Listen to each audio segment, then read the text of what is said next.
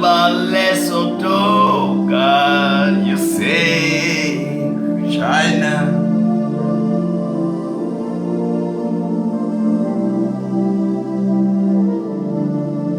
Étends ta main de grâce dans l'Europe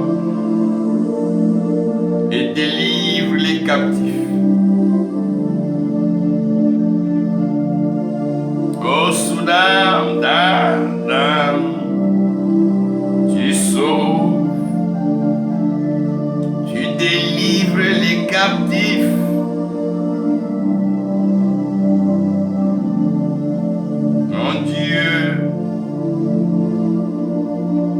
Mon Dieu, tu délivres les captifs.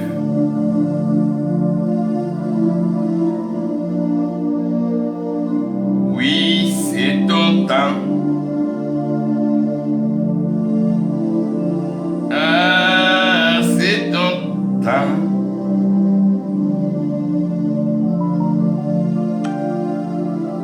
Oui, tu sauves la Côte d'Ivoire.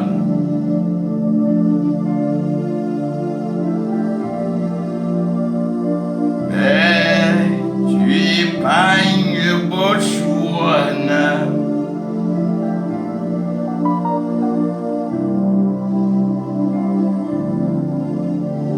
Sauve ton peuple.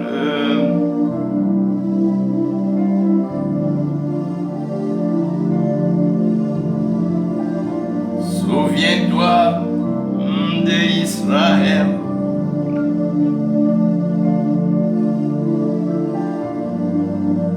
Oui, de Israël.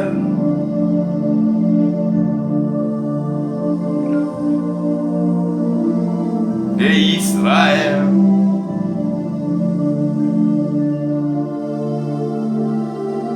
Souviens-toi de tous tes enfants captifs dans le monde, envahis par les ténèbres.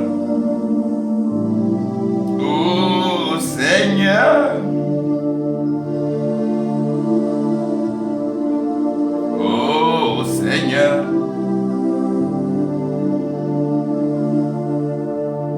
c'est toi, Jésus, Jésus, c'est toi, Jésus.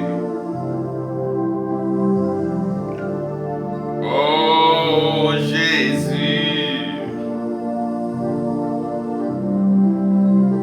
oui Jésus,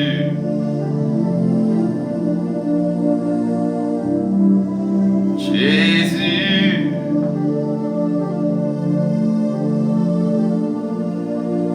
Jésus, Jésus, c'est toi, Jésus.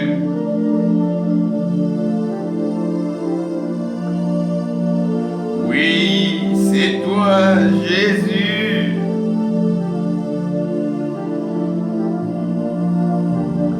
C'est toi, Jésus.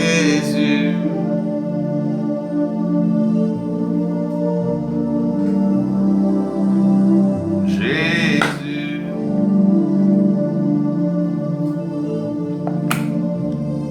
C'est toi, Jésus.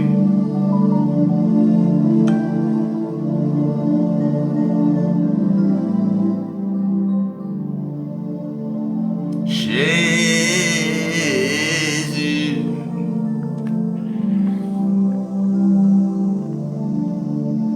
C'est toi, Jésus.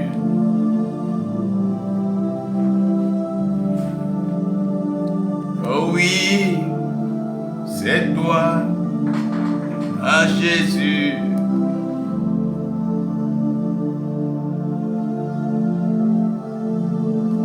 C'est toi, mon Jésus, Jésus. C'est toi, mon Jésus.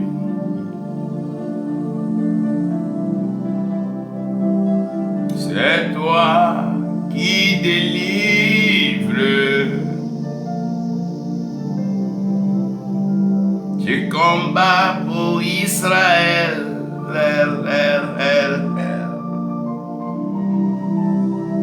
Oui, tu combats pour Israël. Tu délivres ton peuple. Tu sauves tes enfants. Tu libères les captifs. Tu restaures des vies. À toi seul soit la gloire. À jamais. Oui, à jamais. Oui, à jamais. Oh, l'éternité.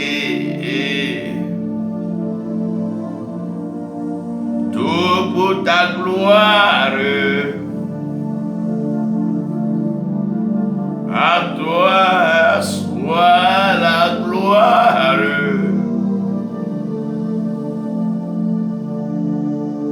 À toi soit la gloire.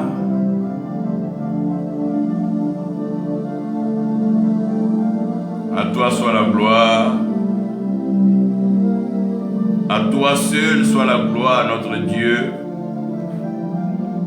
Nous voulons t'élever et nous voulons te célébrer à cette heure même. Nous voulons reconnaître ta seigneurie, ta suprématie, ta divinité et ton omnipotence et ta présence parmi nous, avec nous. Merci de nous faire continuellement ce bien. Merci de nous donner de l'espoir, la foi dans laquelle tu nous as enracinés, ton amour qui nous environne et qui nous comble, qui nous berce, qui nous console et qui nous relève donc de nos ruines, de nos chutes. Merci de nous refaire. Merci de nous soutenir. Merci d'être toujours là pour nous, Seigneur. Merci. Je ne saurais te dire merci en cette heure. Merci d'avoir pris le contrôle de toutes choses dans l'humanité, d'avoir investi tous les territoires, l'espace aérien par ta puissance. Merci d'avoir saturé l'atmosphère par le sang précieux de Jésus-Christ. Merci Père, parce que tu es l'Éternel des armées et c'est toi qui combats en faveur de tes enfants, de ton peuple. Parce que tu es merveilleux et tu es glorieux. Pour ce soir, je veux vous dire que l'amour utilise les grands moyens pour opérer la délivrance. L'amour utilise les grands moyens pour opérer la délivrance. Et donc, pour tous ceux qui sont habitués et qui ont cette occasion de me suivre aujourd'hui soir, sachez que j'aime souvent parler des grands moyens d'évangélisation, de l'implication totale du ciel, de la divinité, avec toutes les ressources, la provision dans sa plénitude pour accomplir l'œuvre de notre Dieu sur la terre. Notre Dieu n'est pas un Dieu qui agit de façon partielle, non. Il est conséquent dans tout ce qu'il fait, tout ce qu'il initie, il achève. Cela lui vaut donc le nom d'Alpha et Oméga, le commencement et la fin, le premier et le dernier. Il est le véritable. Il garde sa constance dans ce sens qu'il ne change pas, il est le même hier, aujourd'hui, éternellement. Le Dieu qui a opéré de grandes délivrances hier, le même Dieu qui a opéré des délivrances surnaturelles, le même Dieu qui a mis fin à des captivités, le même Dieu qui a combattu pour Israël. Bien-aimé, il n'a pas changé. Il est l'Éternel Dieu des armées. Et donc, il utilisera les grands moyens pour opérer la délivrance. Et je parle de la délivrance complète. Une délivrance totale. Et le thème donc de cet enseignement, de ce partage, c'est l'Éternel délivrera les captifs. Bien-aimés, j'ai l'assurance et je peux vous dire que une lecture, une méditation et une révélation profonde des Saintes Écritures nous amène à réaliser ces fonctions indispensables qu'incarne l'Éternel Dieu. Il est d'abord pourvoyeur en ce sens que c'est lui qui donne. C'est lui qui a donné vie, sens à tout ce qui existe. C'est lui qui a créé et formé toutes choses, y compris les ténèbres et la lumière, les anges, les êtres et tout ce qui vit, qu'il a couronné d'ailleurs avec l'homme, qui selon ses propres expressions est son image et sa ressemblance. Donc le Dieu qui donne tout est le Dieu pourvoyeur, vers qui nous tous nous allons, bons comme méchants, convertis comme non, toute religion confondue, chacun se retourne vers l'Éternel quand il a besoin de quelque chose. Dans nos traditions, nos parents invoquaient l'Éternel à leur façon pendant des périodes de sécheresse, de crise, de guerre, parce qu'ils savent que tout don parfait vient du ciel. Ils le savaient et jusqu'aujourd'hui l'ont transmis aux générations. Non seulement l'Éternel est le Dieu de la provision, mais il est aussi le Dieu de la protection. Donc personne ne peut mieux protéger que l'Éternel. Et c'est son devoir de protéger, de veiller sur sa création, de veiller sur sa créature, de préserver et garder les hommes qu'il a créés. C'est sa mission en tant que l'Éternel, en tant que Dieu. C'est lui qui a la charge et la responsabilité d'assurer la sécurité, d'assurer la protection, d'assurer la garde des hommes qu'il a créés. David tout à l'heure dira que mais qui est l'homme pour que toi, Dieu qui est si grand, tu prennes si soin de lui, que tu veilles dans les détails sur sa vie. Et à l'Éternel de répondre que parce que nous connaissons son nom, parce que nous l'aimons, il nous délivrera. En plus donc de la production que l'Éternel donne à tout homme de pouvoir produire, c'est vrai que Paul peut planter, Apollos peut arroser, mais c'est Dieu qui fait croître, c'est Dieu qui donne la production. Et il reste avec nous jusqu'à la transformation parce qu'il veut que nous soyons ce qu'il veut. Donc retenez que dans ces 4 actions fondamentales qui sont des missions, qui révèlent donc de sa profession, de sa divinité, notre Dieu est un Dieu protecteur, en d'autres termes un Dieu qui délivre. Et qui parle de délivrance, qui parle de protection, ne peut pas exclure des thèmes comme combat, bataille. Et plusieurs fois l'Éternel a dû dire à son peuple que la bataille est à lui, que lui-même l'Éternel il livrera la bataille. Il descendra et il livrera la bataille.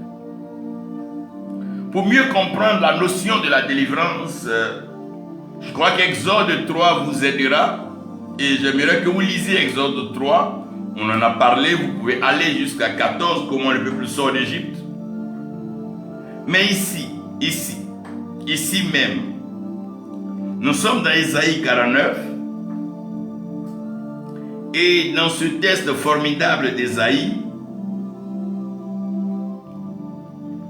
nous remarquons quelque chose de particulier. Tout en promettant la délivrance du peuple,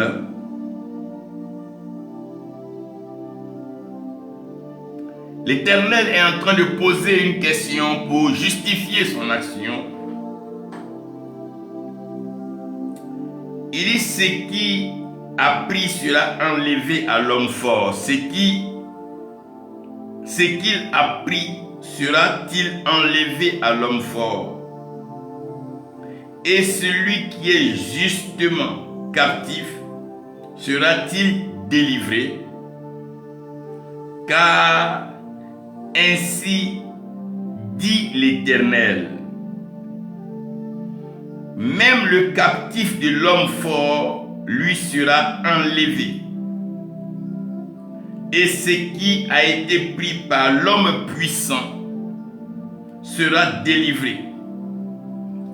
Et moi je contesterai avec celui qui conteste avec toi, et je sauverai tes fils. Je sauverai tes fils. Ésaïe 49, verset 24, verset 25. Verset 26, vous connaissez, c'est un verset qui est utilisé beaucoup dans le combat spirituel, dans la délivrance. Et je donnerai à ceux qui t'oppriment leur propre chair à manger, et ils s'enivreront de leur sang comme du mou, et toute chair saura que je suis l'Éternel, ton sauveur et ton rédempteur, le puissant de Jacob. Père céleste, tu as l'autorité spirituelle suprême, tu règnes dans les cieux et sur la terre, tu accomplis tes œuvres. Viens par ta parole, fais-nous de bien, instruis-nous, conduis-nous, ouvre nos yeux, fais tomber les écailles. Donne-nous à nos oreilles d'avoir l'entendement spirituel en les ouvrant. Père, notre cœur que nous avons ouvert pour te recevoir, dispose, incline et installe ta parole comme un logiciel afin que cette parole soit appliquée quotidiennement dans nos vies pour la victoire et seulement pour ta gloire, au nom de Jésus-Christ. Amen.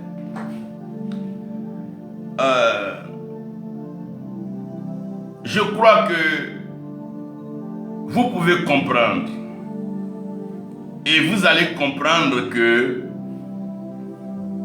personne n'aime la captivité. Non. Personne ne veut être en prison. Non. Personne ne veut se retrouver dans une maladie dite incurable. Personne. Personne ne veut se retrouver dans une situation contraignante. Personne. L'homme en lui-même a été créé, et quand l'Éternel a soufflé dans les narines de l'homme le souffle de vie, l'homme a été créé avec la pensée de la liberté. Quand on parle de l'éternité, c'est le sans frein, sans arrêt. Et pour confirmer cela, l'Éternel Dieu va donner le libre arbitre à l'homme de pouvoir choisir librement sa nourriture, de pouvoir choisir ses activités, de pouvoir choisir donc ses mouvements, mais tout en restant dans la ligne selon la vision essentielle qui a donc précédé sa création. L'homme a été créé avec la pensée de la liberté. Et je souhaite que vous tous qui êtes au son de ma voix, vous tous qui m'écoutez maintenant, ma prière, c'est que vous arrivez à vivre la liberté en Jésus-Christ. Que vous ne soyez pas captifs de religion, captifs de drogue, de dogmes, que vous ne soyez pas captifs de produits chimiques. Non. Que vous ne soyez pas captifs de certains désirs malsains, pernicieux et vicieux. Non. Ma prière, c'est que vous soyez libres, libres et affranchis de tout lien. Ma prière, c'est que vous soyez libres d'action, libres de parole, libres de mouvement, libres de vous nourrir, libres de réaliser vos rêves, libres de servir votre Dieu, libres d'écouter le Saint-Esprit, libres de prier en langue, libres de prier, libres de méditer, libres. Oh libre, oh liberté, oh libre, oh Seigneur libère, libère tes enfants qui croupissent sous le poids de la maladie. Seigneur libère tes enfants qui sont dans les géoles, les prisons, libère ceux qui sont dans les hôpitaux. Libère, Seigneur, ceux qui sont dans des asiles de fous. Oui, Père, libère ceux qui sont incarcérés. Père, libère tes enfants. Délivre, oh, délivre-nous, Seigneur. Délivre tes fils et délivre tes filles. Ceux qui sont accablés par des maladies mystiques, ceux qui souffrent de cancer, de tumeurs, ceux qui ont été frappés par des accidents, ceux qui ont perdu l'usage de leurs membres, la folie, la dépression. Ô Seigneur, délivre tes enfants. Délivre-les, ô Seigneur. Délivre tes enfants. Il faut délivrer tes enfants. Parce que nous avons besoin de délivrance. Tes enfants ont besoin de délivrance. Tes filles et tes fils ont besoin de délivrance. Les peuples, les nations ont besoin de délivrance. Les hommes et les femmes ont besoin de délivrance. Oui, un grand besoin de délivrance.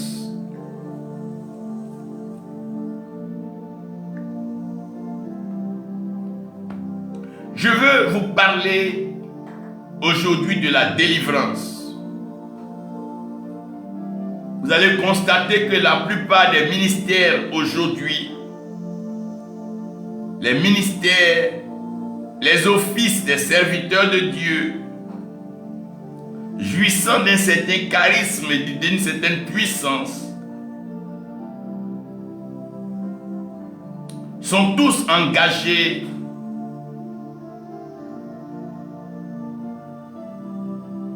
dans des ministères de délivrance. Si vous allez de nation en nation, vous parcourez le continent africain, américain, asiatique, européen, vous allez constater, bien-aimés, que tout le monde est engagé dans un ministère de délivrance. Tout le monde veut être délivré. Personne ne veut rester possédé. Personne ne veut subir l'oppression des démons, des sorciers. Personne. Ah non, non, personne ne veut cela. Tout le monde veut la délivrance. Les nations aspirent à leur délivrance. Les peuples aspirent à leur délivrance. Les familles aspirent à leur délivrance. Même les enfants aspirent à leur délivrance. Dans le monde entier. Mais savez que la délivrance n'est pas l'œuvre d'un homme. Aucun homme ne peut délivrer un homme.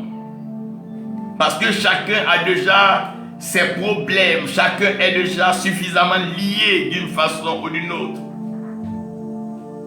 Les mains des hommes, les mains des leaders, les mains des parents, les mains des enseignants, les mains sont liées parce que chacun traverse un souci, un problème, un événement troublant, choquant et blessant.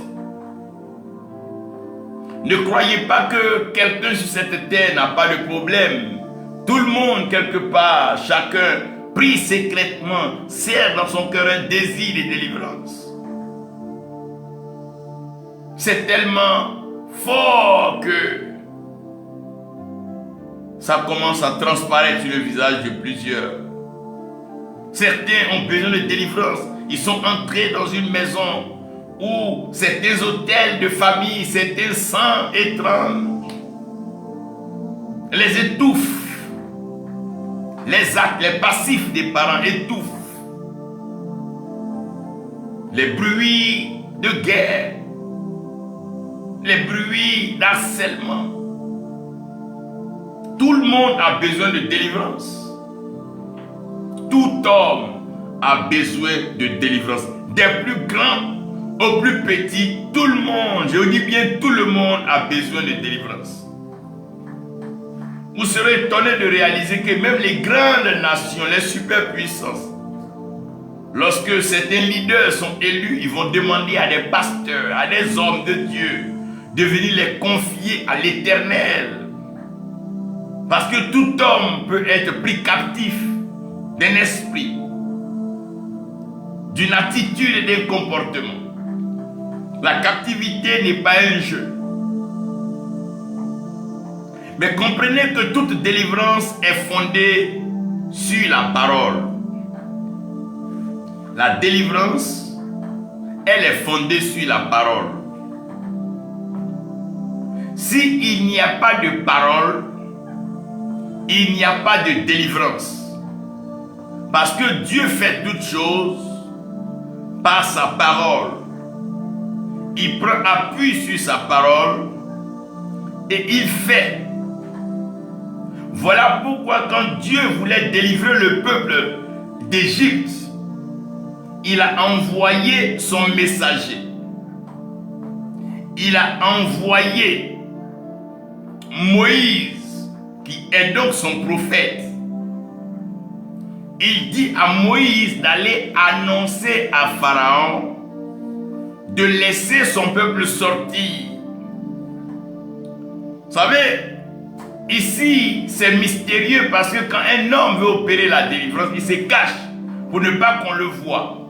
Il se cache pour ne pas qu'on puisse le saisir. Mais l'Éternel, comme il est tout puissant et qu'il est Dieu, il n'a pas besoin de se cacher. Il annonce à l'oppresseur qu'il va venir, mais que l'oppresseur a l'opportunité de laisser le peuple partir. Donc quand Dieu annonce par le message sa parole, il donne encore l'occasion d'honneur à l'oppresseur. Parce qu'il considère que toute captivité peut avoir une raison. Donc, dans un premier temps, il ne s'en prend pas à l'oppresseur.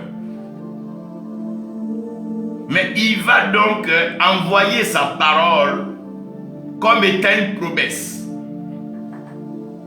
Et la promesse de l'Éternel, elle a été donnée à Abraham, le père de la foi. Abraham est notre père. Voyez, quand nous prions, nous tous, nous disons le Dieu d'Abraham, le Dieu d'Isaac, le Dieu de Jacob et le Dieu de nos pères. Il promet à Abraham de délivrer ses enfants que lui-même Dieu va envoyer en Égypte. Donc c'est l'Éternel Dieu qui parle d'envoyer les enfants d'Abraham en Égypte. C'est lui-même qui promet de les délivrer. Il dit après 400 ans, il va descendre en Égypte et il va aller délivrer le peuple. Donc la délivrance, c'est une promesse. Il dit parce qu'il m'aime, je le délivrerai. Parce qu'il connaît mon nom, je le délivrerai. Je lui manifesterai mon salut. C'est une promesse. Donc tout peuple, toute nation, tout continent, tout foyer, toute famille doit recevoir la promesse de la délivrance. Chacun doit s'accaparer la promesse de la délivrance. Il a promis de nous délivrer. Il a promis la délivrance de son peuple. Il a promis la délivrance d'Israël. Quand vous lisez le livre des prophètes, tout est fait de captivité et de délivrance. Donc le même qui va annoncer à l'oppresseur de laisser partir le peuple peut alors surprendre l'oppresseur si l'oppresseur ne s'exécute pas. Parce que n'oubliez pas que l'Éternel, il est Dieu. Il a droit de vie et de mort sur toute la création. C'est lui qui abaisse un et qui élève un autre. C'est lui qui favorise la pluie. C'est lui qui permet le relief, la végétation. Il est Dieu. Il est souverain, il est suprême. Il est invisible et il est immortel. Il est invincible et il est imbattable. C'est ce Dieu-là qui promet la délivrance. Et dès lors qu'il fait une promesse, ça devient un engagement divin. Celui qui promet s'engage. Quand Dieu promet de te rendre prospère, il s'engage. Quand Dieu promet de t'élever, lui-même il s'engage. Quand Dieu a promis de faire de David roi, il s'est engagé. Quand Dieu a promis d'établir Salomon, il s'est engagé. Quand Dieu fait une promesse, il s'engage. Si Dieu dit il va délivrer la France, il s'engage. S'il dit aujourd'hui il va délivrer le Botswana, Lesotho, peu importe, si Dieu a promis de délivrer, ça veut dire que lui-même Dieu, il est engagé. Non. Dieu est Dieu, il est souverain. Et quand il promet, il s'engage. Mais ici, la promesse divine peut ouvrir une porte à ce qu'on appelle le dialogue. Frère, Dieu peut dialoguer avec tout le monde. Il n'y a pas une langue sur la terre que Dieu ne comprend pas. Dieu parle aux sourds, Dieu parle aux muets, Dieu parle à l'aveugle, Dieu parle au plus petit, il parle au plus grand. Quelles que soient les langues de la terre, Dieu parle toutes les langues. Dieu n'a pas besoin de traducteur, il n'a pas besoin d'interprète. Même quand tu murmures, il comprend. Même ta pensée, il comprend. Ton regard, il comprend. Dieu comprend toutes les langues. Alors que ce qui rend les dialogues difficiles, c'est des problèmes de langage. Mais gloire soit rendue à notre Dieu qui parle toutes les langues. Voilà pourquoi le sang de Jésus-Christ qui coule est autant rouge que le sang de l'Africain, rouge comme le sang de l'Américain, rouge comme le sang de l'Asiatique et le sang de l'Européen. Il a fait de telle sorte que lui, Dieu, il puisse parler la langue de tout le monde. Même dans les villages, dans les campements, l'Éternel parle leur langue et il comprend leur langue. Il comprend leurs pensées, il comprend leurs agissements, il comprend leurs actions, il comprend leurs réflexions. C'est le même Jésus-Christ qui pouvait donc s'adresser à Bartimée, qui est l'aveugle. C'est le même Jésus qui pouvait parler avec un érudit, un sachant comme Nicodème. C'est lui le même Jésus qui pouvait bien sûr envoyer Pierre pêcher un poisson. C'est lui qui pouvait s'entretenir avec Zachée, un collecteur d'impôts, un homme nanti d'un certain bien financier et matériel. Il n'a pas de problème de langage. Donc, il peut établir un dialogue avec tout le monde. Dieu peut parler même avec le criminel. Il peut parler avec le voleur. Il peut parler même avec l'adultère. Voilà pourquoi Jésus-Christ a pu parler à la femme adultère. Dieu n'a pas de limite. Dieu n'a pas de complexe. Il peut parler avec les plus grands. Il peut parler avec les plus petits. Il peut parler avec les plus pauvres. Il peut parler avec les plus riches. Il peut parler avec les rois.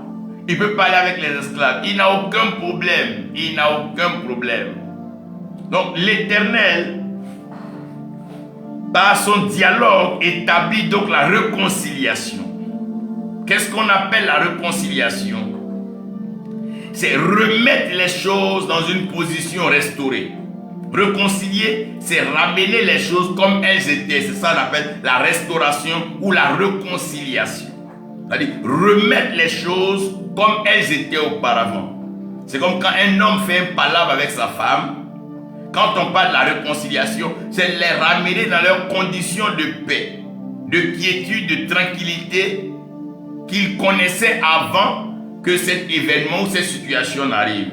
C'est ce que nous appelons, c'est ce que l'Éternel appelle la réconciliation. Donc le péché est venu brouiller la relation avec notre Créateur. Quand Jésus-Christ, qui est le médiateur, qui est le Messie, le Sauveur et le Seigneur vient, par son sacrifice, il vient nous réconcilier avec Dieu. Donc le langage, le dialogue de Dieu, c'est fait par le sacrifice de Jésus-Christ à la croix. Donc sur la croix, il est en train de présenter son mécontentement en conjurant le sort selon quoi le salaire du péché, c'est la mort.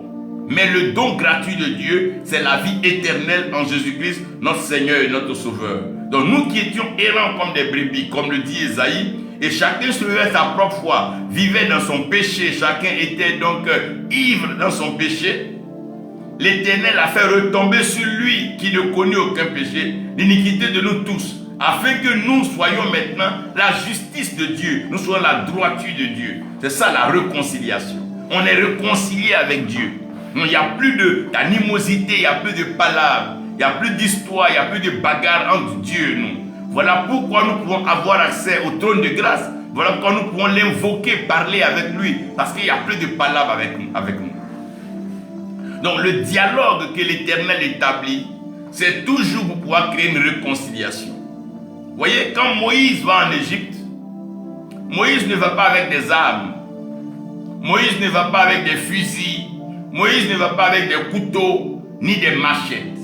Non. Moïse va parler à Pharaon. Et il va permettre que Aaron soit son prophète pour parler au peuple. Et quand tu parles aussi à l'oppresseur, il faut parler à l'oppressé. Pendant que Moïse va donc annoncer la parole de Dieu à Pharaon, Aaron a pour travail de leur expliquer que ce Moïse en question n'est pas un étranger, n'est pas quelqu'un qui leur veut du mal, mais il a été envoyé par Dieu. Parce que le peuple dit, mais nous on ne le connaît pas. Nous on n'a rien à voir avec ce que lui nous dit. Donc Dieu va procéder par un dialogue. Vous savez, l'Éternel n'est pas un Dieu brutal. Notre Dieu n'est pas un Dieu violent. Non.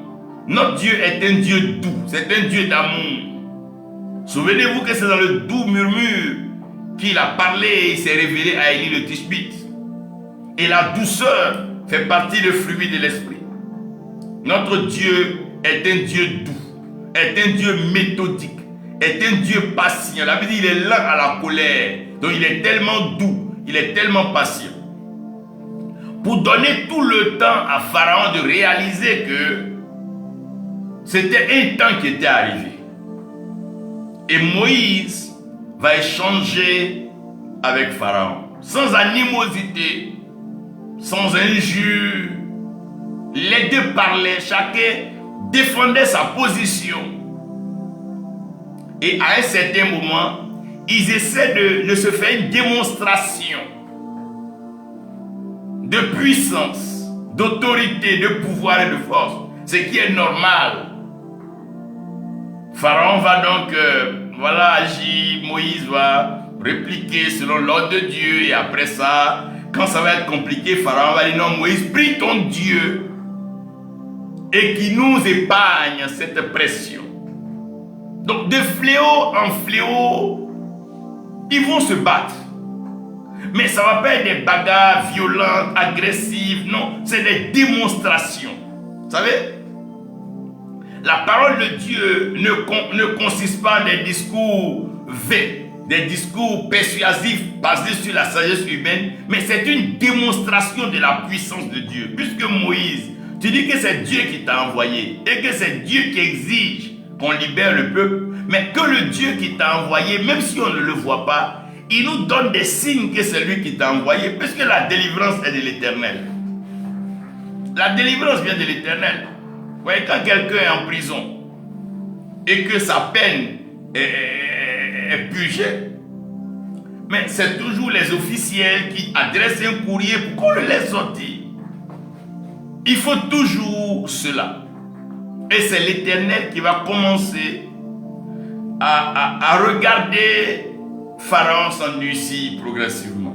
Alors que dans un dialogue, le but c'est d'établir la réconciliation. Bon, Pharaon, le peuple que tu vois là, avant qu'ils soient ici, ils étaient où? C'est là-bas, leur Dieu veut qu'ils partent.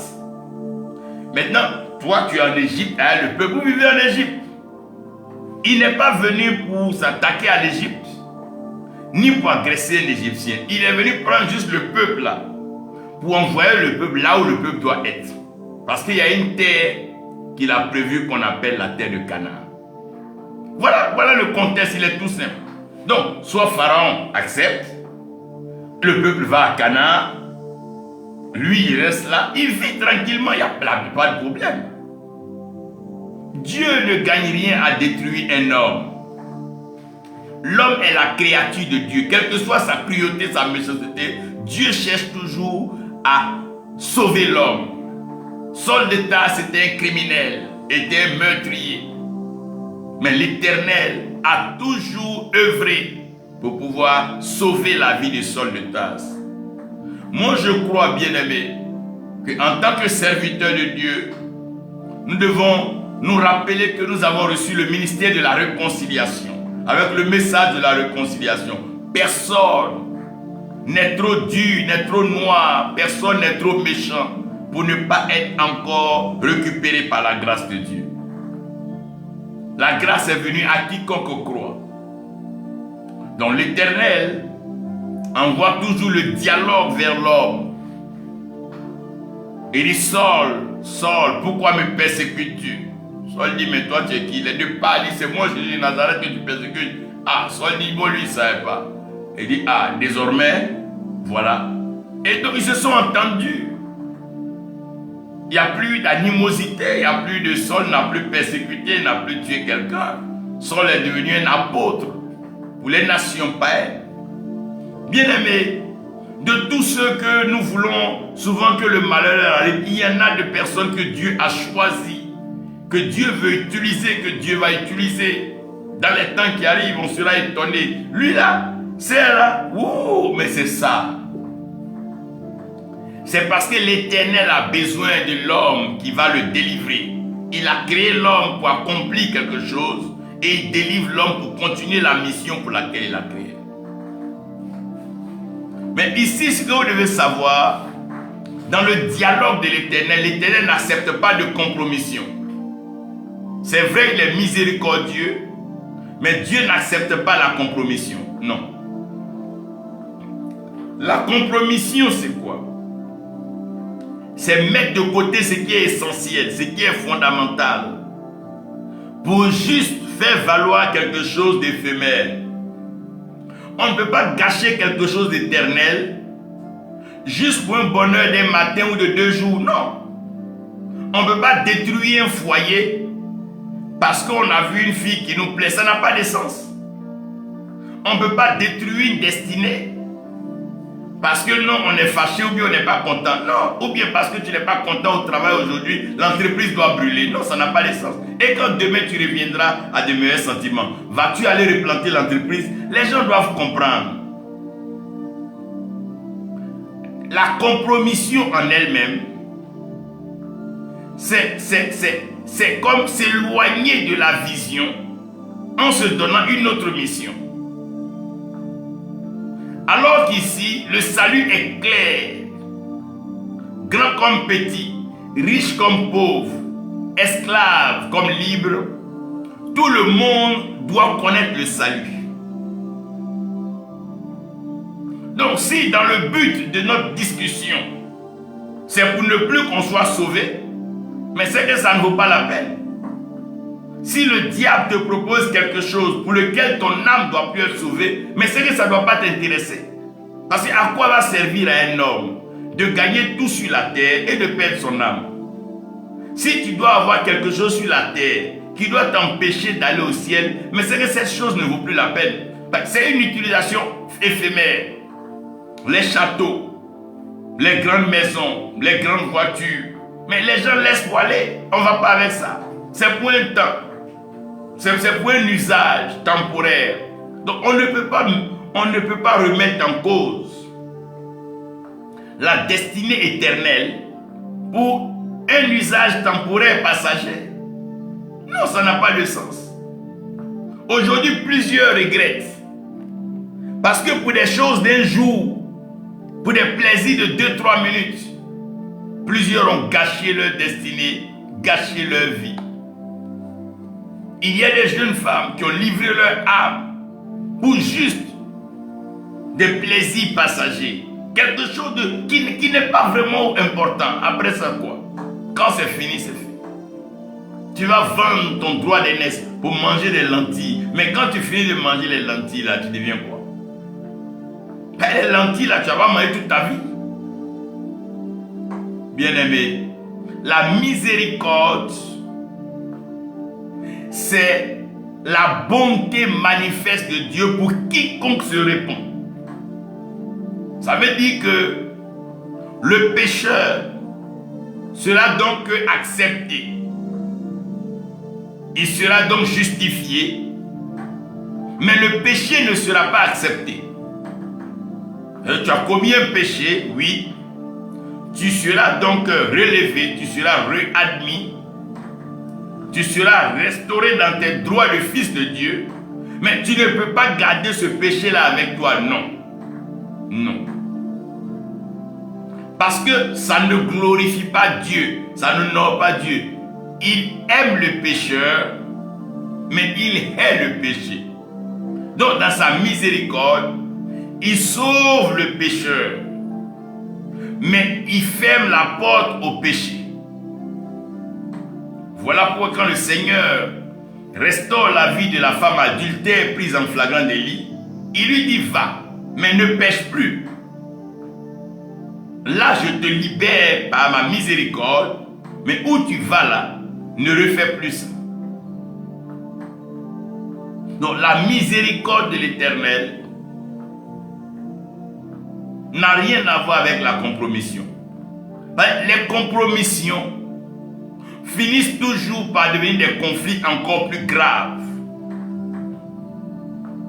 Si tu te compromets aujourd'hui, tu vas te compromettre demain. Si tu te compromets après-demain, il faut savoir que dans une semaine, tu vas te compromettre. Je prends un exemple simple. Un élève qui refuse d'étudier. Et le professeur lui dit, pour que tu aies telle note, Je vais par exemple, ou bien donne-moi ceci. Mais puisque tu ne vas pas étudier, le problème de notes va se poser tous les jours. Donc vous allez aller de compromission en compromission. Jusqu'à ce qu'un jour, tu ne puisses plus te compromettre. Et vous allez arriver à un affrontement ou un clash. Donc, que vous vouliez ou pas, c'est des choses qui arrivent si on ne regarde pas à l'essentiel. Qu'est-ce qui compte? Qu'est-ce que Dieu veut? Qu'est-ce qui a de la valeur pour nous? Qu'est-ce qui doit rester?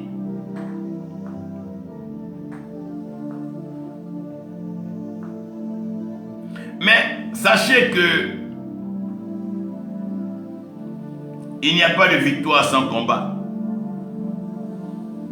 Et c'est la victoire qui donne un sens à la gloire. Et comme notre Dieu est glorieux et qu'il est l'Éternel des armées, sachez que depuis le commencement, l'Éternel avait prévu intervenir, agir, mater tout ce qui allait être contradictoire à sa volonté. Il donne l'occasion de la repentance, il ouvre la grâce et sa miséricorde durera toujours. Mais il n'accepte pas la désobéissance, il n'accepte pas le désordre, il n'accepte pas les compromis, il aime la justice, il aime ce qui est droit. Son trône est un trône de justice, est un trône d'équité. Et l'Éternel, Dieu est le Dieu de vérité. Donc, il va maintenant regarder la vérité. Et ça va être un combat engagé entre la vérité et le mensonge, entre les ténèbres et la lumière, entre le mal et le bien, entre la mort et la vie. Mais sachez une chose, le défi là, c'est le langage de l'onction.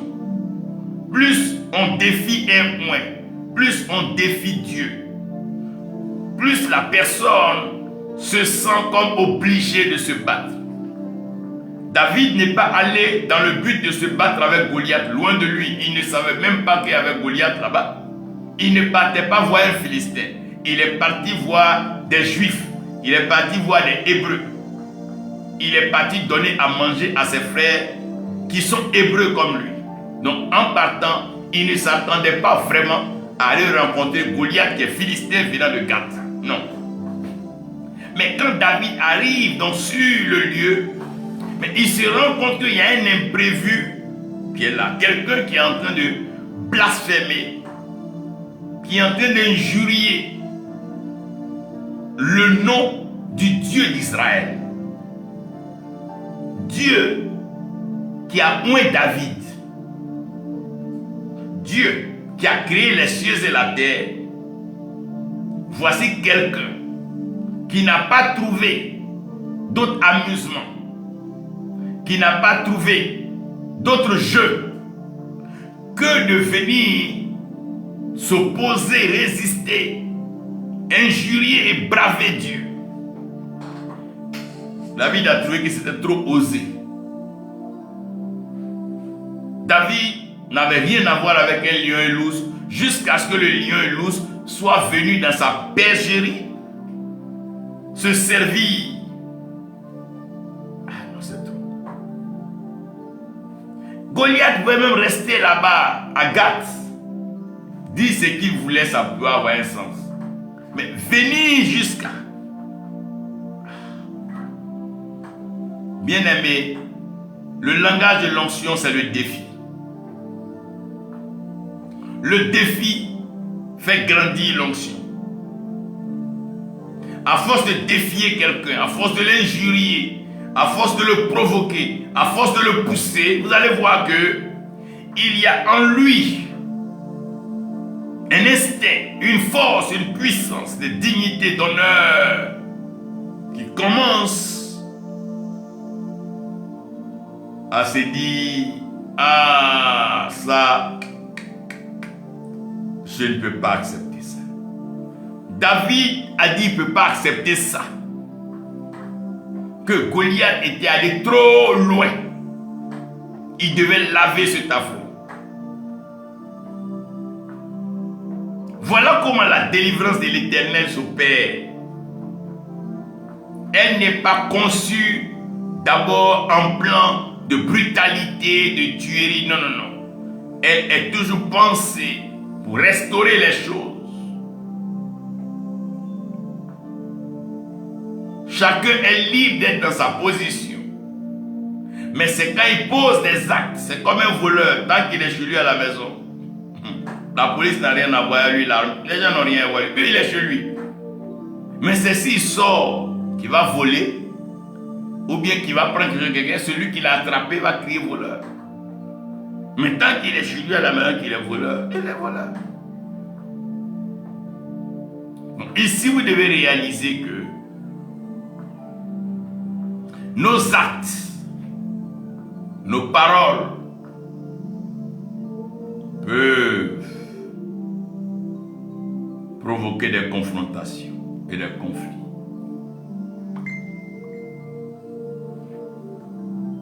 L'ennemi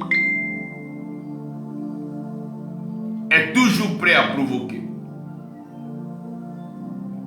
Sachant que l'Éternel est lent à la colère.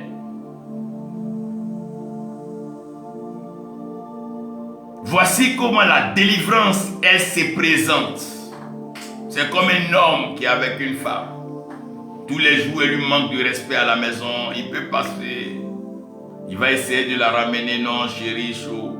Et puis un coup en public, dans un lieu inattendu, elle lui manque de respect avec peut-être un coup, elle le gifle. Mais là, vous allez comprendre que quel que soit le calme de ce monsieur, quelle que soit même sa spiritualité ou bien, vous allez voir, ça va aller dans tous les sens.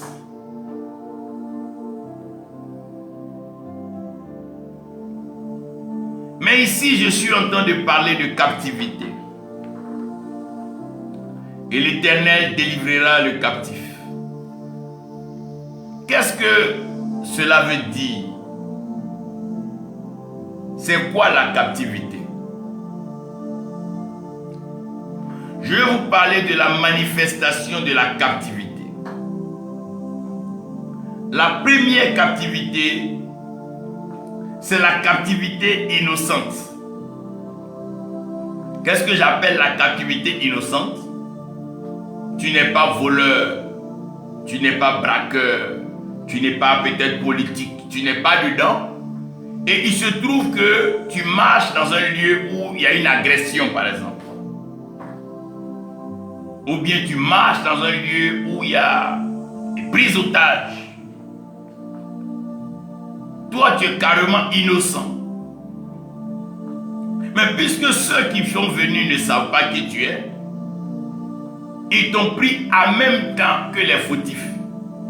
C'est comme à la croix. Le brigand dit non, nous deux là, on est ici parce qu'on sait ce qu'on fabrique. Mais le monsieur là, lui, il a fait quoi? Donc il y a des innocents qui peuvent entrer dans une captivité. La captivité innocente, c'est par exemple, tu prends une personne en autostop et puis en pleine voiture, la personne rend l'âme.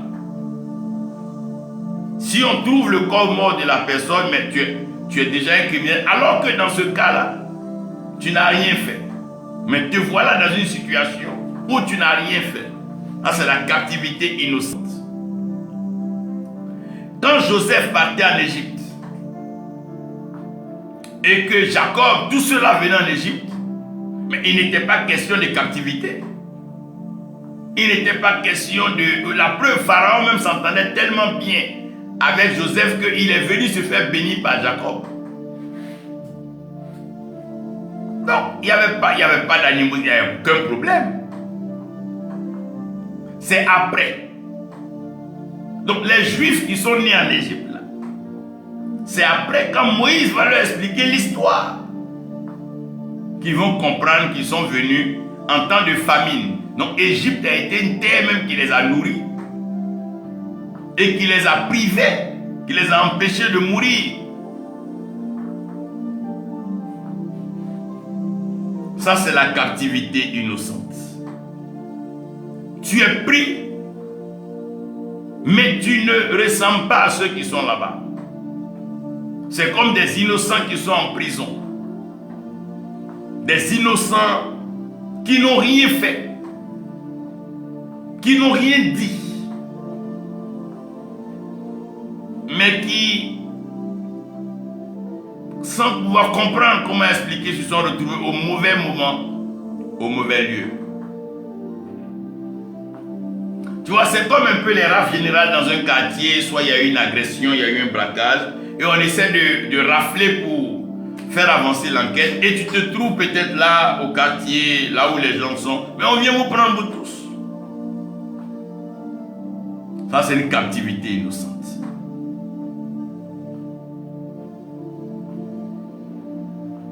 On t'a pris, mais tu n'as rien fait.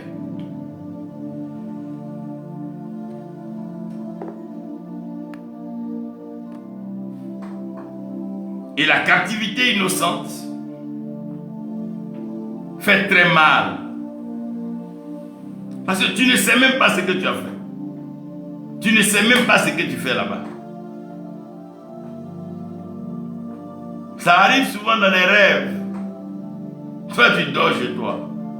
Et puis il se trouve que dans ton rêve, soit ton esprit va se promener quelque part. Et puis tu réveilles matin, tu es soufflé. Ça c'est innocent. Tu n'as rien fait de mal. Tu ne pensais à rien. Et peut-être tu portes toi un même nom que quelqu'un qu'on cherchait. On tombe sur toi. Ah, c'est une captivité innocente. Il y a ce cas-là et l'Éternel traite la captivité innocente. La deuxième captivité, c'est la captivité forcée. Ça veut dire là, c'est un oppresseur qui veut prendre des captifs, comme un chasseur qui veut prendre des gibiers. Ça, c'est une intention manifestée. Non, je veux prendre lui là, l'enfermer. Je veux tuer lui là. Ça, c'est une captivité forcée. Parce que je suis fort, parce que je suis puissant, je vais arracher la femme de celui-là. Il va faire quoi? Voilà. Là, c'est une captivité forcée. Une captivité de force. Ça, c'est le plus fort qui impose. C'est comme en son temps, vous vous souvenez à jamais. Tu passes avec ton objet, quelqu'un vient, il là, c'est pour lui, il arrache des forces. Il ne te connaît pas. Mais lui, comme il a la force là, il prend ça en bris. Comme on le dit. Ça, c'est la captivité de force. La troisième captivité, c'est la captivité par alliance. Tu es le fils de quelqu'un qui est en palabre avec quelqu'un.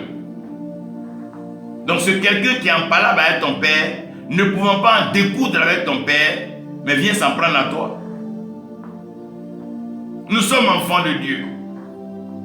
Donc là où le diable peut taper, où ça peut faire mal, mais c'est de taper les enfants de Dieu.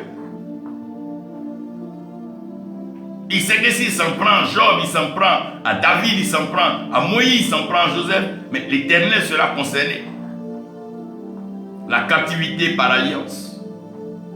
Ou bien tu épouses une femme et elle est dans une famille de sorcellerie. Ça, c'est une captivité par alliance. Vous êtes liés et elle a déjà ça.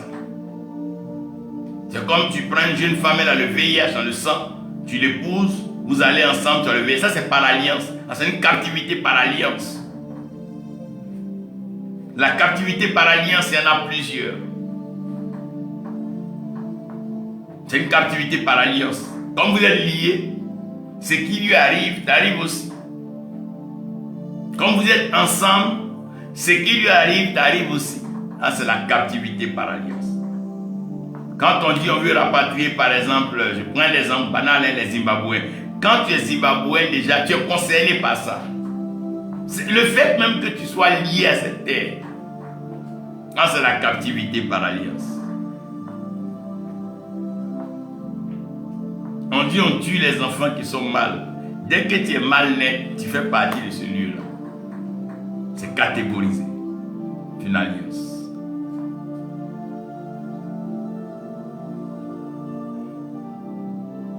Et il y a la captivité volontaire. Ce que la Bible appelle la captivité volontaire, c'est quand quelqu'un lui-même il se lève, il va rentrer dans un pacte, il va signer un pacte, il va faire un vœu démoniaque, il va poser des activités d'un certain ordre avec des conséquences, il est conscient et c'est volontaire. Là, c'est une captivité volontaire. La captivité volontaire, c'est quand la personne elle-même, elle s'en va au bord de l'eau pour aller dire à la mère, donne-moi un enfant, après ce que tu veux te donner. Ça, c'est une captivité volontaire. C'est une captivité volontaire. Tu étais au travail, comme ça n'allait pas trop, tu as décidé de joindre un réseau, une secte. Ça, c'est volontaire. Quand demain on va te dire tu dois tuer ta femme ou tuer tes enfants, ça c'est volontaire. C'est une captivité bien sûr, mais elle est volontaire.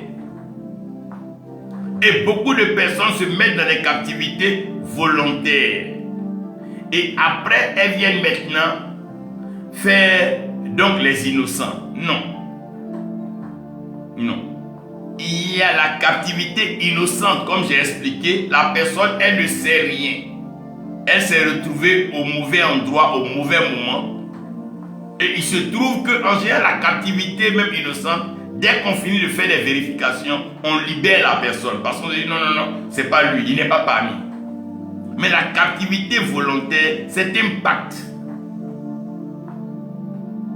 La différence entre le pacte et l'alliance, c'est que l'alliance, c'est un lien. Par exemple, ton papa, c'est un lien, c'est pas un pacte. Ta maman, c'est un lien. Les hôtels de ton père, les hôtels de ta mère, de ta lignée, de ton village, ça c'est des liens, c'est pas des pactes. C'est pas toi qui allais signer. Tu es né d'une famille, c'est un lien. Par exemple, tu es né à Caen, c'est un lien. Tu es né d'un tel pays, c'est un lien. Quand tu nais d'un pays, tu dis la nationalité de ce pays, c'est des liens. Mais les pactes, c'est quand tu te lèves. Tu dis, comme je n'ai pas ceci, je m'en vais faire ça là pour avoir ça. Ça, c'est un pacte. Et dans le pacte, il y a le package. Soit le diable ne te dira pas tout ce qui va t'arriver, mais il te dit au moins qu'il y a des conséquences dans ce que tu es en train de faire. Et tu es en train de faire ça aujourd'hui, on va te donner ça. Mais il y a des choses que tu dois accomplir. C'est des pactes. C'est comme un crédit que tu t'empruntes. Bon, je travaille, je n'ai pas un gros salaire. Moi, je vais rentrer dans votre association dedans là. Comme ça, je deviens directeur. Ok, il n'y a pas de problème. Mais quand tu deviens directeur, on a des réunions, on a tant à faire, on a des sacrifices. On va t'expliquer tout.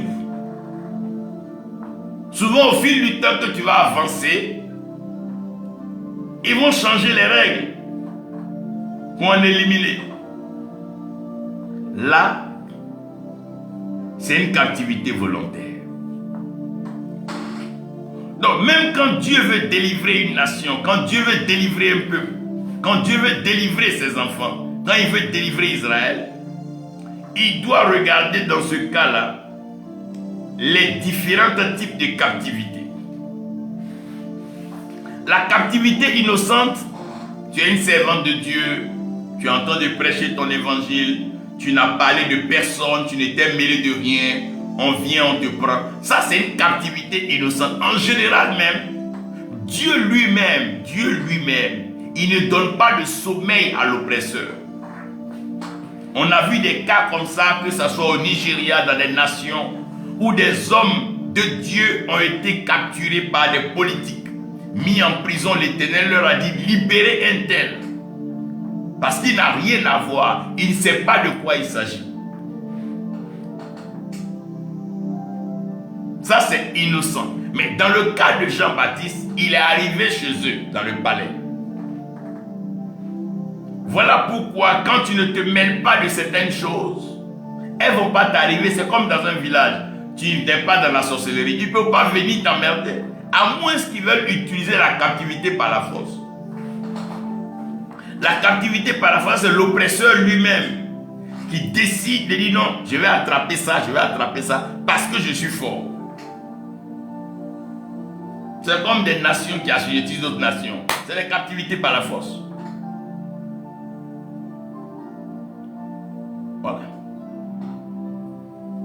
il y a les captivités par alliance. C'est là on parle des hôtels de famille, des liens de famille, des liens de sang. Ça, c'est la captivité par alliance. Les mêmes vices qui étaient dans la lignée de David, c'est ce qui a suivi les Salomon jusqu'à c'est comme ça, c'est des vices. Mais c'est lié au sang. La captivité volontaire, c'est ce qu'aujourd'hui beaucoup de jeunes gens sont en train de rentrer dedans parce qu'ils sont pressés. Ils veulent courir vite. Ils pensent que le ministère c'est une accélération de pas. L'œuvre de Dieu c'est prouver que non, c'est cela. Tu n'as rien à prouver à quelqu'un. En voulant prouver que tu es un prophète, tu vas finir par être un fou. En voulant prouver que non, tu vois, tu vas faire des bêtises. Laisse Dieu t'emmener progressivement à la maturité. Il sait pourquoi il t'a appelé. C'est lui qui t'a créé. Il sait pourquoi il t'a créé. Il sait pourquoi il t'a appelé. Il sait pourquoi il t'a mis dans telle ville, dans tel village, dans tel lieu. Il sait pourquoi il t'a mis en contact avec X et Y. Il sait tout ça. C'est lui qui sait ce qu'il veut. Et je prie le Seigneur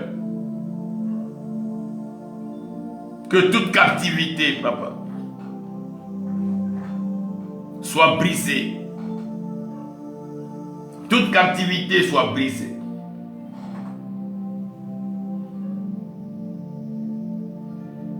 Il est venu libérer les captifs. Il délivre les captifs. Si cela est compris, alors permettez-moi de vous annoncer les signes de la fin de la captivité. Les signes de la fin de la captivité commencent par la révélation de l'esprit. C'est vrai que tu es en prison. C'est vrai que tu es dans une situation qui ne te plaît pas. Mais il y a une certaine liberté qui t'anime à l'intérieur. C'est la révélation. Joseph était en prison.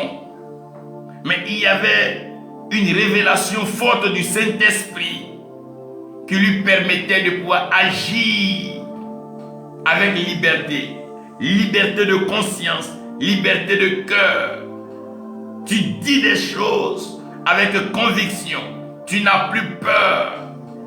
Parce que tu sens en toi que la révélation est venue, la vérité est venue. Certainement que les gens ont su que Joseph était en prison, pas parce qu'il avait abusé ou violé la femme de Potiphar, mais qu'il a été contraint et mis dans ce lieu par une fausse accusation. C'est comme des gens qui croupissent en prison. Le jour qu'on finit de faire des tests ADN ou qu'on trouve le vrai coupable, mais on libère la personne. Joseph est un homme qui fait des rêves.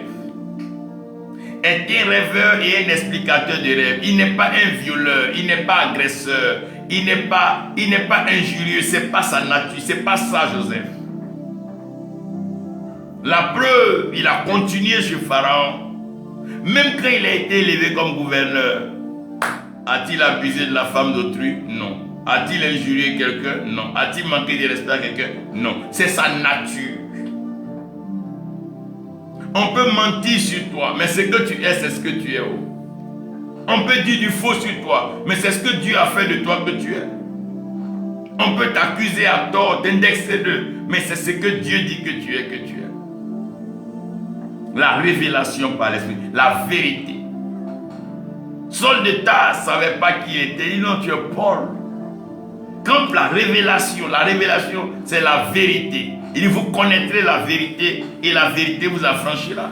Il y a des hommes aujourd'hui qui sont en prison. Il y a des hommes aujourd'hui qui sont dans les asiles de fous. Il y a des gens qui sont en ce moment même à l'hôpital. Lorsqu'on va connaître la vérité sur leur état de santé, ils seront libérés. La vérité affranchie. Karatambado Redeketereka Ndadada Shadasa Zantere Kibrinde Undudura Satakada. Ah, si quelqu'un peut aider ses frères et sœurs à écouter ce message, l'Éternel délivrera les captifs. Le deuxième signe, c'est le désir profond d'une nouvelle saison. Tu sens que ton temps en prison est terminé. Tu sais que ton temps dans telle position est terminé. Tu sens dans ton fort intérieur que tu as fini ce statut-là, que tu dois passer à un autre niveau. Tu sens que, oh mon Dieu, c'est comme la jeune fille quand elle va devenir femme, elle va connaître une période de puberté. Elle va sentir que les jeux dans les boîtes de petites filles, son temps est passé. Ah mon Dieu, quand une femme devient mère, elle commence à comprendre que la responsabilité d'un enfant dépasse aller s'asseoir dehors, bavarder avec des femmes. Au fil du temps, tu vas le sentir en toi, comme un arbre qui donne des signes à chaque étape, où les feuilles, les fleurs, les fruits et les fruits mûrissent. Il y a des saisons et il y a les temps. Dieu fait chaque chose bonne en son temps. Il y a un temps pour être attaché, il y a un temps pour être détaché. L'anneau avait été attaché pendant un temps, mais quand le temps d'entrer à Jérusalem triomphalement est arrivé, l'anneau a été détaché. Oh, les signes. Un désir profond de changement. Un désir profond de révélation. Un désir profond de monter. Un désir profond de changer de cap. Un désir profond d'avancer. Un désir profond de prier, d'intercéder ou de méditer. Un désir profond de parler de l'Éternel. Un désir profond. Ça, c'est ce qui se passe chez l'oppressé. Celui qui est en prison, le captif, la victime. Mais de l'autre côté, chez l'oppresseur,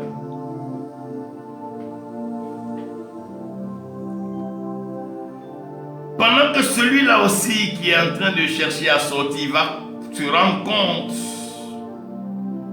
qu'il est en train de sentir une liberté, l'oppresseur va commencer à maintenir la pression, chercher à l'étouffer, chercher à le nuire. À cause de quoi? L'arrogance et l'orgueil. L'orgueil précède la chute. Quand vous voyez que l'arrogance, l'orgueil et le langage de mépris entrent dans la vie d'un homme, quand un homme commence à parler mal, parler sans tenir compte, parler sans regarder le ciel, taper sa poitrine, c'est que tôt ou tard, la chute est déjà actée et signée. Voilà pourquoi l'humilité précède la gloire. Et l'humilité relève toujours. Mais l'orgueilleux se perd par son arrogance. Quand les signes de la fin de la captivité approchent, alors que l'oppresseur commence à être plus arrogant, plus orgueilleux, plus dur, plus méchant, parce que la fin d'une chose a toujours des signes qui l'annoncent.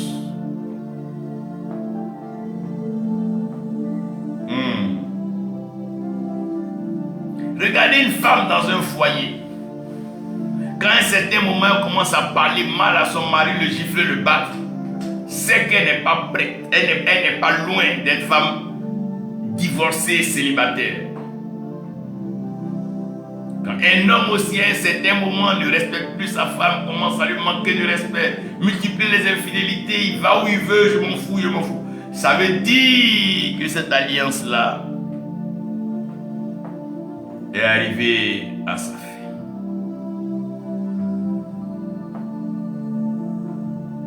L'oppresseur comme l'oppressé, l'opprimeur comme l'opprimé sentiront des signes. Il y a des signes. Celui qui doit être libre, il sentira des signes. Et celui qui oppresse, il sentira des signes. Parce que les deux sont mêlés dans l'action.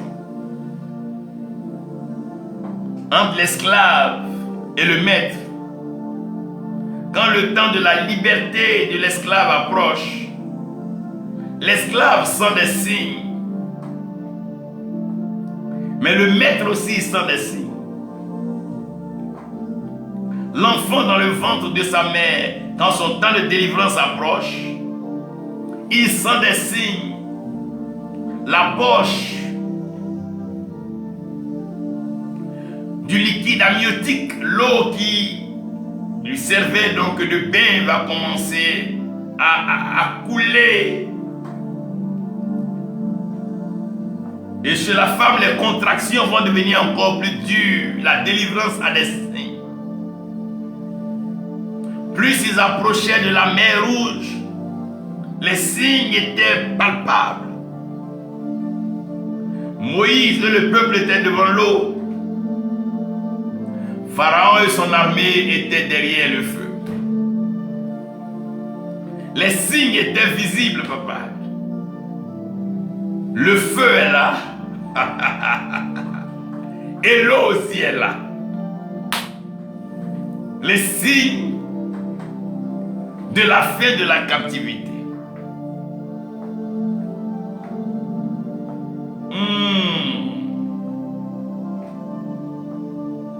L'esclave devient humble, doux. L'esclave commence à avoir l'attitude. Il retrouve tout son sens.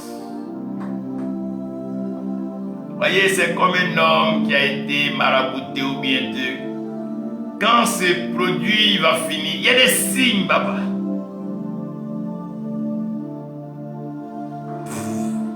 La magie, tout ça, il y a des signes. Quand ça va finir, quand ça doit finir, il y a des signes.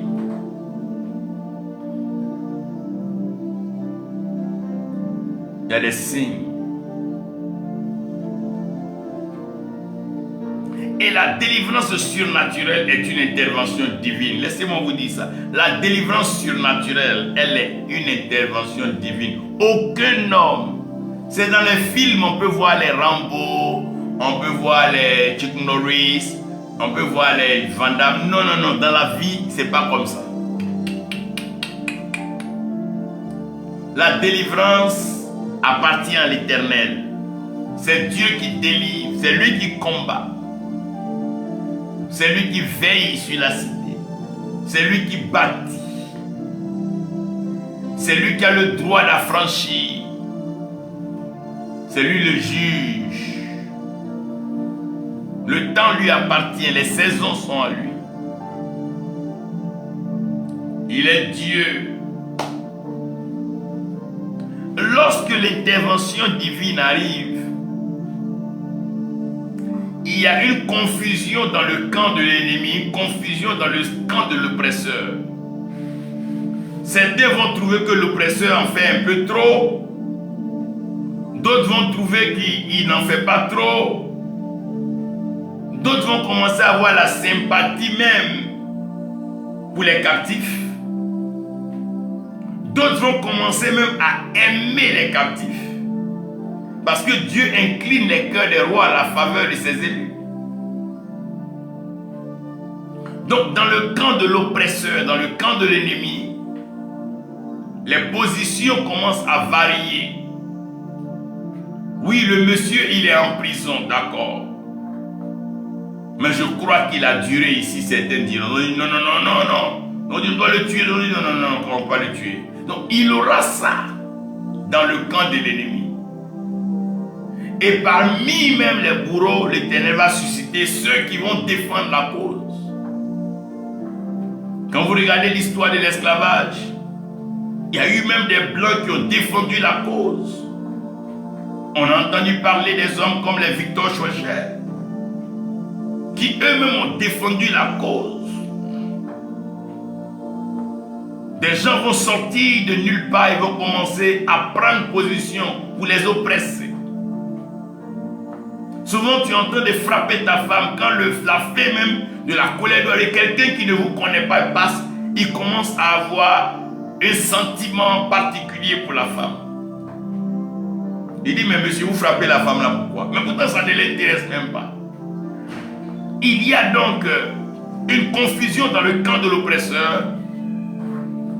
Et la peur se transforme en foi. Celui qui avait peur hier n'a plus peur. Celui qui dit, bon, dans tous les cas, advienne que pourra, à la vie comme à la vie. À un certain moment, lorsque la confusion arrive dans le camp de l'oppresseur, et certaines personnes donnent maintenant une inclinaison favorable à celui qui est oppressé, l'oppressé se dit, bon, mon temps est arrivé dans tous les cas, je dois sortir de cette situation. Vivant comme mort, je dois sortir de cette situation. Le Seigneur a été maintenu 3 jours dans le tombeau. Mais après 3 jours, il n'était plus question qu'il reste là-bas. Il n'était plus question. Jonas avait passé 3 jours dans le ventre du poisson. Il n'est pas question qu'il passe un 4e jour dans le ventre du poisson. Il n'était plus question alors de rester dans la tombe. Il devait ressusciter. La pierre a été roulée pas par des hommes, des anges. C'est alors que la visitation imprévue des invisibles intervient. Des gens que tu ne connais pas, des femmes que tu ne connais pas, des gens que tu n'as jamais vus. Ils commencent à prendre cause pour toi. On dit non, le monsieur il est bloqué dans sa chambre là-bas, il n'arrive pas à payer. Bon, envoyez quelqu'un aller le voir. Et des imprévus, des inconnus, des gens même sur qui tu n'avais jamais pensé, des gens même à qui tu n'as jamais pensé, tu ne sais même pas si un jour tu les verras. Ils viennent, ils disent non, nous on est prêts. Regardez un certain moment quand il portait sa croix. Un certain Simon de Cyrène. Voyez, la délivrance surnaturelle s'opère par l'intervention divine. Il crée une confusion dans le camp de l'ennemi. Souvent, entre eux-mêmes en se battant, le captif même s'évade. Vous avez vu des films comme ça. Et puis, la peur. Regardez Étienne, il n'avait plus peur de mourir. Un moment plus, on les empêchait de prêcher l'évangile, mieux ils prêchaient. Paul même est parti s'asseoir à Rome, dans le centre du monde, à la capitale même, puisque on doit se cacher. Il est venu même s'asseoir au cœur de la chose pour dire c'est ici là que moi, Paul, je vais commencer à mieux prêcher, écrire mes épîtres. C'est ici que d'abord je vais commencer par l'épître aux Romains, où je vais bien situer même le contexte. Il n'avait plus peur de mourir, il était à Rome. Il écrivait, il faisait ses voyages missionnaires. Il est là. On parle, il écrit aux Éphésiens, on parle, il écrit à Philippiens, on parle, il écrit à Timothée, il est là. Il parle aux Corinthiens, il envoie aux Galates. Il est là. Il n'a plus peur. Christ est sa vie et la mort est un gain. Christ en lui, l'espérance de la gloire. Il a compris que l'homme, Isaïe dit l'Éternel est pour moi. Qu'est-ce que l'homme peut me faire? Qu'est-ce qu'un homme peut faire à celui que Dieu? Qu'est-ce qu'un homme peut faire à celui que Dieu a préservé? Paul dit nos vies sont cachées en Christ et en Dieu. Traverser Christ, traverser Dieu, mais ça c'est compliqué ça. C'est trop fort pour le diable, il ne peut pas arriver là. Et l'Éternel commence à faire intervenir les éléments de la création. Tu vois, une pluie arrive et quelqu'un qui devait avancer vient garer à côté de toi. Regardez, le soleil brille, les anges viennent s'accoster vers chez Abraham. Les éléments de la création commencent à agir. le soleil, la lune, les étoiles. Il y a des mouvements qui se passent. La terre est en ébullition. Les eaux s'élèvent. Le feu se déploie et le vent souffle. Les choses changent. C'est comme une armée céleste qui est engagée. Oh, on ne comprend pas. La pluie est dedans. Le feu est là. Et le vent souffle et la terre est en mouvement. On n'entendait pas. On n'entendait pas comme les pas d'une armée nombreuse. Parce que la terre collabore avec la délivrance des peuples. Un peuple sur sa terre a le droit de terre et le droit de sol. Le sol combat. Quand Absalom avait pris le trône de son père et qu'il avait donc abusé des femmes de son père, les gens voulaient constituer une armée pour aller combattre Absalom. David dit non, c'est pas à lui d'attaquer son propre fils. Non, ce combat c'est de trop. Mais regardez ce qui va se passer. David va donc appliquer les principes de la paternité et du respect de l'autorité. Alors, quand David va donc comprendre le mystère de la pluie qui arrose la terre et la terre qui est maître des arbres et les arbres qui peuvent donc dépendre de la terre, parce que tout ce que le ciel ordonne, la terre s'exécute. David va appliquer ce principe et c'est un arbre, une branche d'un arbre, pas un homme, c'est pas un homme. C'est la branche d'un arbre qui a pendu Absalom par ses cheveux. Comment l'arbre a su que parmi tous ceux qui passaient là, celui-là était Absalom. Tout ce que Dieu doit détruire, Dieu les marque. Tout ce que Dieu doit bénir, Dieu les marque. Nous sommes tous marqués sur la terre. Ceux qui sont marqués ont des marques. Il y a la marque de la longévité, la marque de la prospérité, la marque de l'élévation, la marque de la bénédiction, la marque de la faveur, la marque de l'expansion, la marque que tu portes. Quand tu arrives, les portes s'élèvent elles-mêmes parce que tu as une marque. N'oubliez pas que Caïn a été marqué. Si Caïn même qui a tué a été marqué, à combien plus fort les enfants de Dieu? Nous portons une marque. C'est ça le sceau de Christ. Nous sommes scellés. L'Éternel délivrera toujours ses enfants. La maladie t'enchaîne et elle est devenue encore plus arrogante. Elle t'empêche maintenant de manger. La maladie t'empêche même de pouvoir dormir. Elle t'épuise, mais ta délivrance a sonné.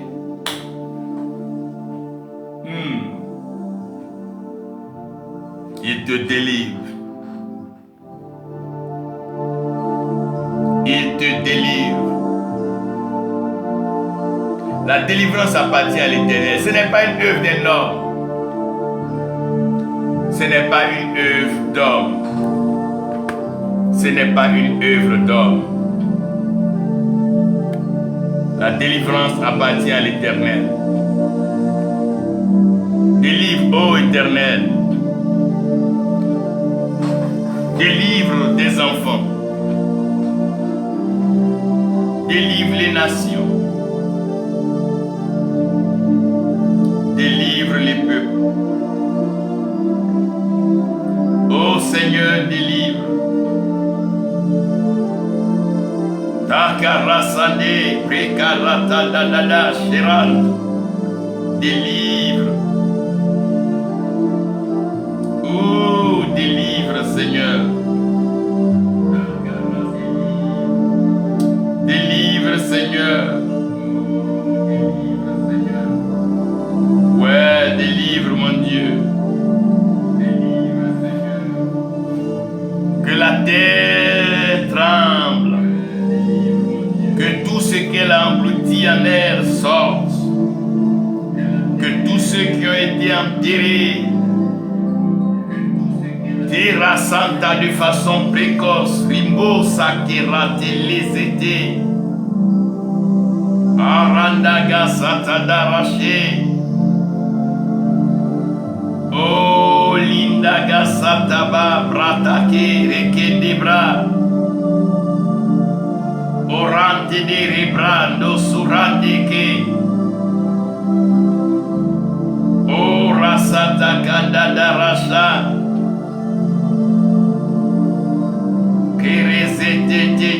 Rata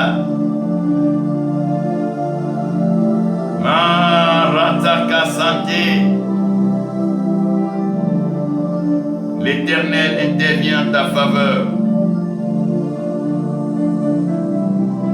Oh, il intervient en ta faveur.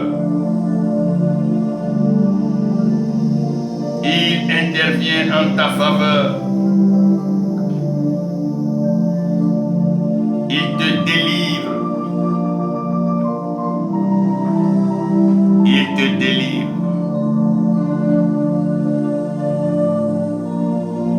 Quelle que soit la captivité.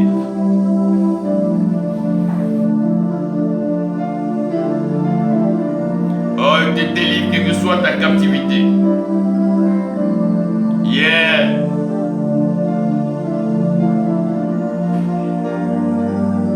Oh, il te délivre.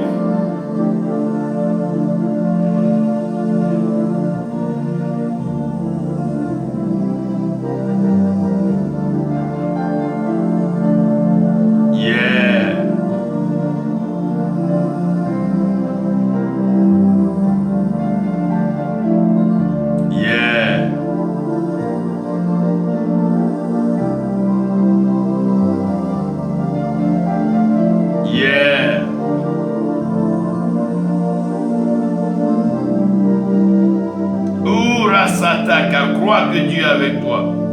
Là où tu es, il ne t'a pas abandonné. Tu es dans une prison financière. Il va décanter la situation et ta route va s'ouvrir. Yeah. Narataka dadasha.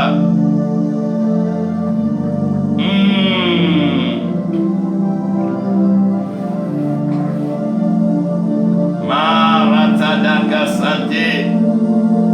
Orosodoreshenda. Kasanda kasade reke. Délivre, libère. Oh rakanta dada, rakanta dada. Et reke dede. Ta rakanta dada.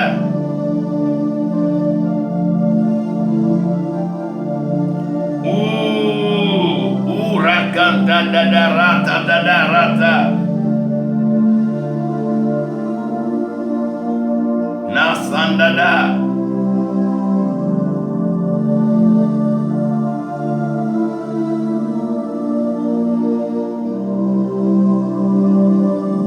Tere kedede.